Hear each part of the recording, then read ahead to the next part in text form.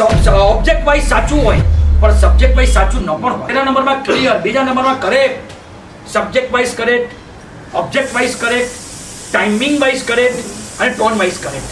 આ ચાર વસ્તુમાં ફિલ્ટર કરવાની આપણી વાણી.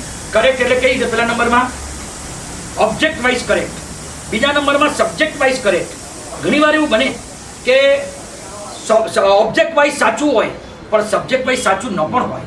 ઘણીવાર એવું બને કે તમારી વાતચીત, ઘણીવાર એવું બને કે તમારા દેરાણી જેઠાણી વચ્ચે ઝઘડા થતા હોય, મમ્મી પિયરે ગઈ હોય અને ઘરમાં દીકરો હોય, ભણવાનું ચાલતું હોય એટલે એ પોતે મામાના ઘરે ન જઈ શક્યો હોય અને સાસુથી કંઈક આની મમ્મી માટે એટલે દીકરાની મમ્મી માટે કંઈક બોલાય, આ તો મારી કામચોર છે, કંઈ કામ કરતી નથી, આખો દી મોબાઈલમાં પડી રહે છે, આવું બધું એને કોકને કીધું ફોનમાં અને ઓલો છોકરો કે છોકરી એ સાંભળી ગયું.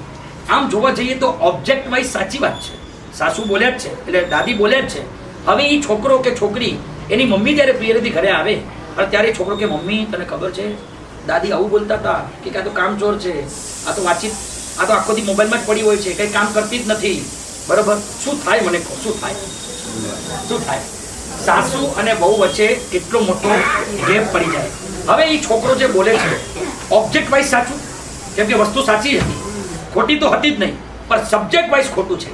તમે કોણ શું બોલ્યું એ તમે સીધું એને પ્લે ન કરવાનું હોય, એને ફોરવર્ડ ન કરવાનું હોય, એને કાં ચૂપ રહી જવાનું કાં પછી તમારે એ વાતની અલગ રીતે રજૂ કરવાની.